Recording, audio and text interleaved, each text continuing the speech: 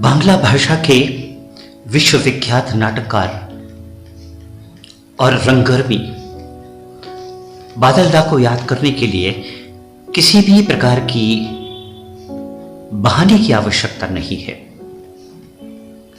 वो हिंदी और बांग्ला रंगमंच के रंगकर्मियों को हमेशा याद आते रहेंगे। उसकी वजह साफ है कि उन्होंने हिंदी और बांग्ला के रंगकर्मियों को बहुत कुछ दिया, बहुत कुछ सिखाया है। ये इनकी भाषागत आवाजाही बहुत महत्वपूर्ण रही, वो जब तक जीवित रहे।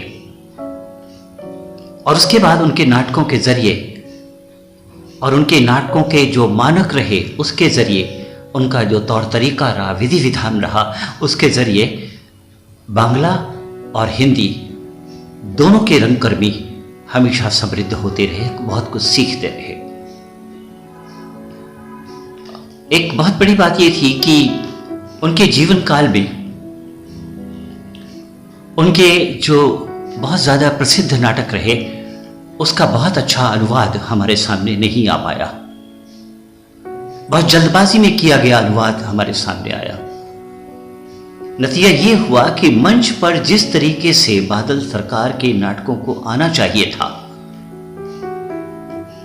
वो केवल नाटकों के अविकल अनुवाद होने के कारण उस इंपैक्ट के साथ नहीं आया। लेकिन निर्देशकों ने मेहनत करके उस नाटक को संवारने में बहुत काम किया। आज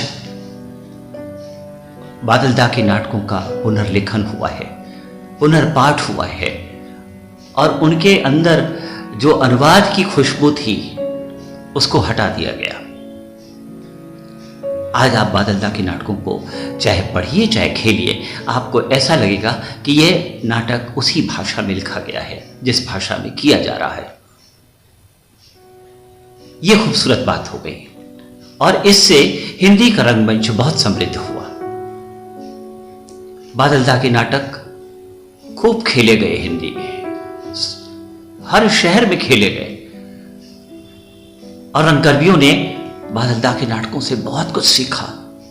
कम से कम तकनीक के स्तर पर वो बहुत कुछ सीखते रहे।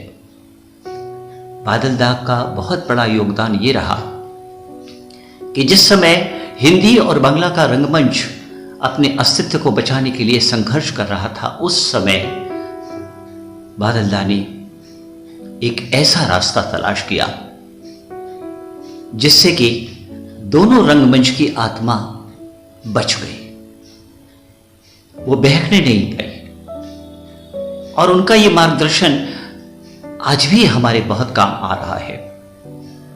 सच पूछिए तो नुक्कड़ नाटकों की जो परंपरा है वो बादल दा से शुरू होती है, और हिंदी में आने के बाद उसको सब लोगों ने अपना लिया। बादल दा को पहली बार लगा कि इतने महंगे महंगे थिएटर में जाकर के नाटक करना संभव नहीं है, इतना पैसा कहां से आएगा। तब उन्हें लगा कि हमें यानी रंगकर्मियों को अपने नाटकों को जनता से सीधे सीधे जोड़ना होगा, और जनता को उतना ही महत्वपूर्ण बनाना होगा जितना कि किसी नाटक के कलाकार होते हैं। बादल दा के नाटकों में जो दर्शक होते हैं वो खुद भी कलाकार की हैसियत से बैठते हैं, उसमें हिस्सा लेते हैं, और उसमें उनके द्वारा बजाई गई तालियों का भी एक मतलब होता है। ये करिश्मा बादल दा ही कर पाए। वो अपने नाटकों को लेकर के कोलकाता और बंगाल के तमाम छोटे बड़े शहरों में घूमते रहे, अपनी टीम के साथ घूमते रहे। और उन्होंने सबसे बड़ी बात यह किया कि उन्होंने जिस शहर में जाकर, जिस कस्बे में जाकर के काम किया, उस कस्बे के बहुत से कलाकारों का चयन उन्होंने किया, वहीं ट्रेनिंग दे करके उन्हें वहीं प्रशिक्षित करके और उन्हें कलाकार के रूप में अपने नाटक में, अपनी टीम में शामिल कर लिया। इस तरह से बादल दा का जो रंगमंच से जुड़ा हुआ परिवार था वो लगातार बढ़ता चला गया। किसी थिएटर में जाकर के बादल दा ने बहुत कम नाटक किए। हाँ, ये जरूर हुआ कि बादल दा के नाटक करने वालों ने यानी रंगकर्मियों ने उनके नाटकों को ले जाकर के बड़े बड़े थिएटर्स में किया, महंगे महंगे टिकट भी लगाए। लेकिन हमारे बादल दा इन सब चीज़ों से सहमत नहीं थे। मैंने अपने जीवन में उनके 3 नाटक किए। हमारे यहाँ के इलाहाबाद के वरिष्ठ रंगकर्मी और निर्देशक राजेंद्र शर्मा के निर्देशन में पहला नाटक था एवं इंद्रजीत, दूसरा था पगला घोड़ा और तीसरा अबू हसन। ये तीनों नाटक करते समय हमें जैसे अनुभव हुए, जैसी चुनौतियां हमारे सामने आई, हमने उन चुनौतियों से, उन अनुभवों से बहुत कुछ सीखा, बहुत कुछ जाना और ये भी जाना कि नाटक कहते किसे हैं, नाटक को लिखने में क्या कुछ खूबियां होनी चाहिए।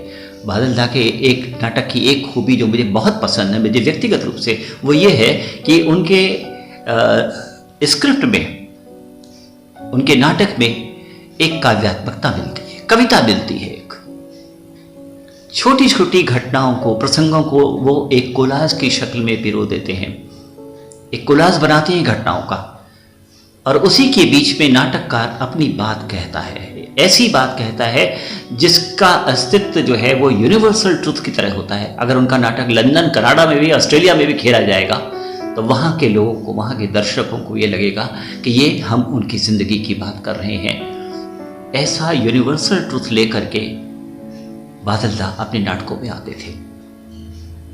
एक बात बहुत अच्छी थी बादल दा के नाटकों में, बादल दा कहते थे कि नाटक करना नहीं है, नाटक खेलना है।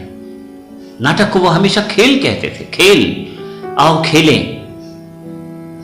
नतीजा ये होता था कि उनके नाटकों में आनंद आता था, खेल आनंद देता था, और उसी आनंद की ऊर्जा में हमारे बादल दादा जो थे वो नाटक को संपन्न कराते थे। वो ऐसा कुछ भी नहीं करते थे अपने नाटक में जिससे कि उनका कलाकार जो है थक जाए। थकना नहीं चाहिए बातों को, एंजॉय करना चाहिए नाटक को, ये बहुत बड़ी बात थी। और वो चाहते थे कि उनके दर्शक भी उसके साथ एंजॉय करें, दर्शक उस नाटक का हिस्सा बने। ऐसा बहुत कम नाटककार कर पाए हैं। बड़ी बड़ी बातें करके अपने नाटक में लोगों को आतंकित कर देने का उद्देश्य उनका नहीं था, और ना अपने को विद्वान साबित करने की कोशिश ही बादल दा करते थे। वो स्वयं एक बहुत बड़े कलाकार थे, इसलिए एक बड़े अभिनेता होने के कारण वो अभिनेताओं की परेशानियों को समझते थे और उनके पास हर चीज को समेटने का, सहेजने का एक बहुत बढ़िया शॉर्टकट हुआ करता था, जिसे वो तत्काल उसी समय, जिस समय की नाटक की रिहर्सल हो रही होती थी, सुझा देते थे और वो चुनौती हल हो जाती थी। ये उनकी बहुत बड़ी खूबी थी। दूसरी बात यह है कि बादल दा हर नाटक को शरीर के स्तर पर बहुत महत्वपूर्ण मानते थे। बहुत सारी बातें वो अपने शरीर के स्तर पर करते थे, भाव भंगिमा के स्तर पर करते थे, अपनी गतियों के माध्यम से करते थे, गति। और सबसे अच्छी बात यह थी उनके नाटकों की कि वो जो प्रॉपर्टी यूज करते थे वो सामान्य रूप से कहीं पर उपलब्ध हो जाती थी। आप जहां नाटक करने गए हैं, अगर आपको 10 लाठियां चाहिए तो 10 लाठी वहां उपलब्ध हो जाती थी। एक चारपाई चाहिए, चारपाई मिल जाती थी। इसलिए बादल दा ने अपने नाटकों में सेट के नाम पर बहुत पैसा खर्च करने की बात कभी नहीं कही। उन्होंने कहा जो चीजें, जो सुविधा आपके पास है उसी सुविधा में नाटक कीजिए और कोशिश कीजिए कि नाटक का जो कंटेंट है वो दर्शकों के पास तक पहुंचे। हम उनका जन्मदिन मना रहे हैं और उनके प्रति सच्ची श्रद्धांजलि हम रंगकर्मियों की यही हो सकती है कि हम उन्हें, उनके नाटकों को करते रहें। उन्होंने हमें जो नाटक की टिप्स दी हैं, जो नाटक करने का तरीका सुझाया है और हमें जो कुछ बता करके हमें समृद्ध किया है, वो सब कुछ हम उसका पालन करते चलें, उनके मार्गदर्शन पर चलें, और यही बादल दा के प्रति हमारी सच्ची श्रद्धांजलि होगी।